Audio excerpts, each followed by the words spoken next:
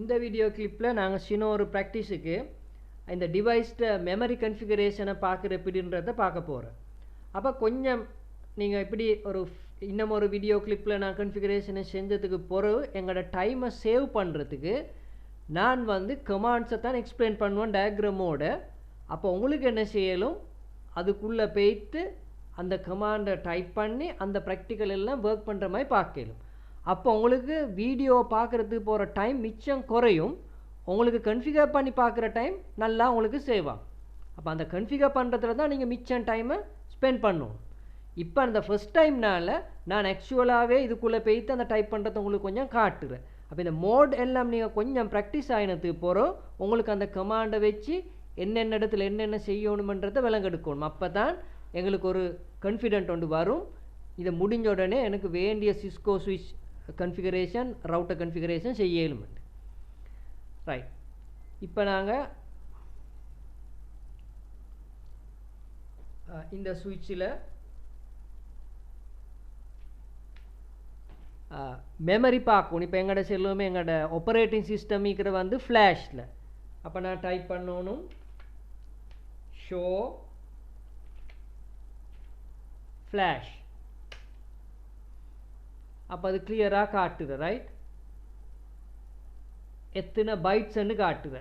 அப்போ இது bytes, kilo பைட்டுக்கு நீங்கள் 1000 டிவைட் பண்ணணும், மெகா பைட்டுக்கு இன்னொரு 1000 டிவைட் பண்ணணும். அப்போ அவர் காட்டுற எங்களோட மெமரி 64 MB. ரைட், எல்லாம் டெக்ஸ்ட் பேஸ்னால சின்ன ஒரு கெப்பாசிட்டி. இதுதான் இந்த ஃபைல்ட பேர். இது பேசிக் ஃப்ளாஷ்ட இன்ஃபர்மேஷன். ரைட், இதே மாதிரி எங்களோட ரெம்மில் என்ன நாங்கள் கன்ஃபிகரேஷன் செஞ்சுன்னு பார்க்கணுமா இருந்தால் எங்களுக்கு டைப் பண்ணேலும் show running config.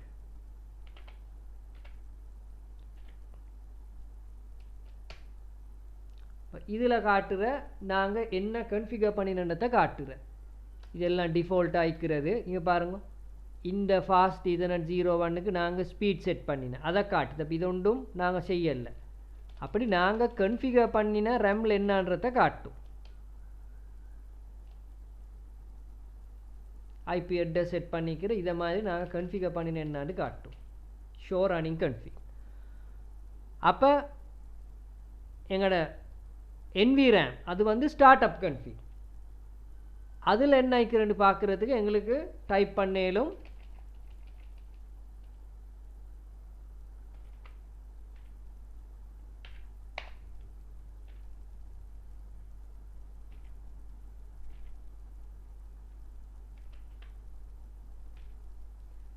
Show startup config. அப்போ அதில் ஒன்றுமே இல்லை. என்ன ரீசன்? நாங்கள் ரெம்மில் கன்ஃபிகர் பண்ணிவிட்டு ஸ்டார்ட் அப் கன்ஃபிகருக்கு நாங்கள் சேவ் பண்ணலை. அதில் கொப்பி ஒன்று கொடுத்தா தான் ஸ்டார்ட் அப் கன்ஃபிக்கு சேவ் ஆகும். இல்லாட்டி நீங்கள் இப்போ இதை ரீஸ்டார்ட் பண்ணக்கூட எங்கள்கிட்ட கேட்கும் சேவ் பண்ணணுமான்ட்டு. நீங்கள் எஸ் கொடுத்தா இங்கே சேவ் ஆகும். சும்மா சரி பவர் ஆஃப் ஆகினா எல்லாமே இரேஸ் ஆகி போகும். இப்போ நாங்கள் என்ன செய்வோம், ரன்னிங் கன்ஃபிகில் இருக்கிற அந்த கன்ஃபிகரேஷனை நாங்கள் ஸ்டார்ட் அப் கன்ஃபிகுக்கு காப்பி பண்ணுவோம்.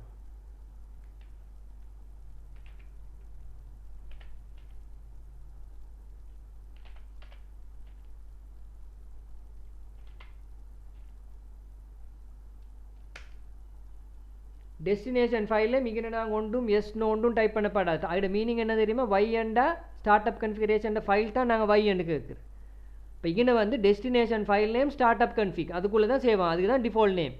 அப்போ ஜஸ்ட் என்டர். ரைட், இப்போ நாங்கள்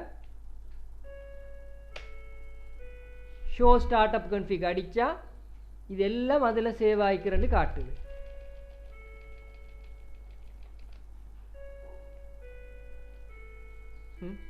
இப்போ எல்லாம் சேவ் ஆகிக்குது. நான் ஒரு வேலை செய்கிறேன். இப்போ எல்லாம் ஸ்டார்ட் அப் கன்ஃபிகில் சேவ் ஆகிக்குது. நான் இப்போ என்ன செய்கிறேன், இன்டர்ஃபேஸ் 024க்குள்ளே போகிறோம். ஃபஸ்ட்டுக்கு நாங்கள் அடித்தோனும் கன்ஃபிகர் டெர்மினல் நேரத்தோடு அடித்தா எங்களுக்கு அரோ கீயை ப்ரெஸ் பண்ணி போயிடும். இதில் இன்டர்ஃபேஸ் எடுத்து நாங்கள் மாற்றுவோம் 24.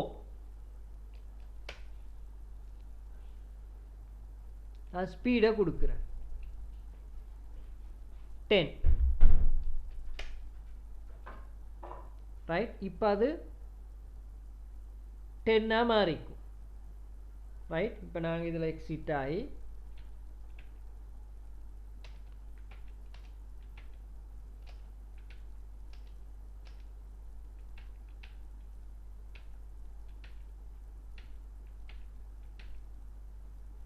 show IP interface brief.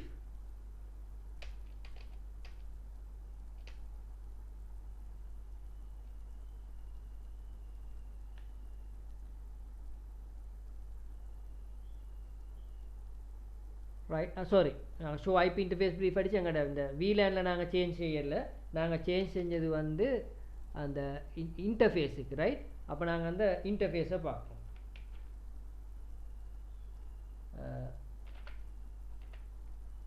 show interface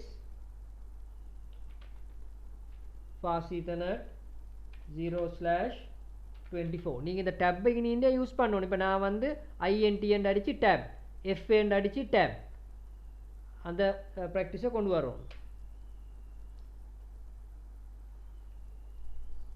10 Mbps மாறிக்குது. இப்போ நான் இந்த டிவைஸை ரீஸ்டார்ட் பண்ணுறேன். இப்போ என்னட்ட சேவ் பண்ணணுமான்னு கேட்கும், நான் நோண்டு கொடுக்குறேன் ரைட். இப்போ ரீஸ்டார்ட் பண்ணுற கமாண்ட் வந்து ரீலோட்.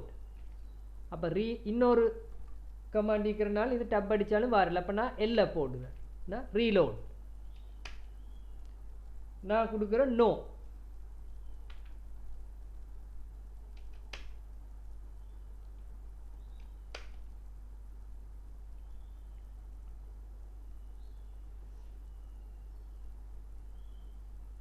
இப்போ லோட் ஆகுது. லோட் ஆகக்குள்ள எங்கள்கிட்ட ஃப்ளாஷ்ட ஃபைல்ட பேரை காட்டும்.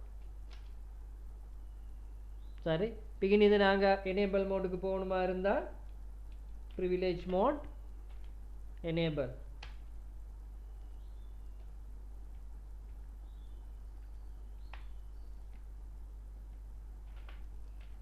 Show interface fast ethernet 0/24.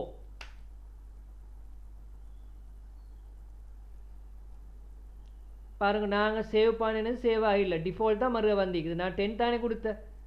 ஏன் நாங்கள் இந்த கன்ஃபிகரேஷனை பண்ணிவிட்டு ஸ்டார்ட் அப் கன்ஃபிகில் சேவ் பண்ணலை. இதே மாதிரி தான் பவர் போனாலும் திடீரென்று எங்களுக்கு போய்ட்டு அந்த ஃபிசிக்கலாக பவர் ஆஃப் பண்ணணும். இந்த சுவிட்சிட்ட ஆஃப் பண்ணினாலும் இதுதான் நடக்கும். இப்போ நாங்கள் வந்து நேரத்தோட சேவ் பண்ணின ஒரு இன்டர்ஃபேஸை பார்ப்போம்.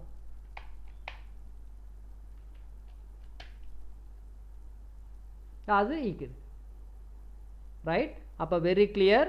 நாங்கள் என்ன சரி பெரிய கன்ஃபிகரேஷன் ஒன்று செஞ்சலாக்கே செஞ்சு முடிஞ்ச உடனே நாங்கள் ரீலோட் பண்ணி அந்த எஸ் நோக்க காட்டில் மீக்க தேவையில்லை. Copy running config startup config கொடுத்தா டக்குன்னு NVRAM-ல சேவ் ஆகும். இல்லாட்டி நாங்கள் செஞ்ச எல்லா கன்ஃபிகரேஷனும் லொஸ்ட் ஆகும். மறுபடியும் எங்களுக்கு ஃபர்ஸ்ட்லேருந்து செய்ய வரும் ரைட். இப்போ நான் ஒரு பேசிக் ஐடியா ஒன்று காட்டத்தான் உங்களுக்கு இதை கொண்டாந்தேன். இப்போ உங்களுக்கு வந்து எல்லா மோட்லேயும் எல்லாத்தையும் யூஸ் பண்ணலுமாய்க்கணும்.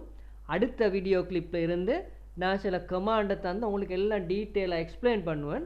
நீங்கள் அந்த கமாண்ட்ஸை யூஸ் பண்ணி அண்டர்ஸ்டாண்டிங் ஓடு. ஏண்டா கமாண்ட் வந்து இன்டர்நெட்டில் சர்ச் பண்ண எல்லா இடத்தாலையும் வரும். அது இல்லை, நீங்கள் அண்டர்ஸ்டாண்டிங்கோடு அந்த கன்ஃபிகரேஷனை செஞ்சு கொண்டு போகணும்.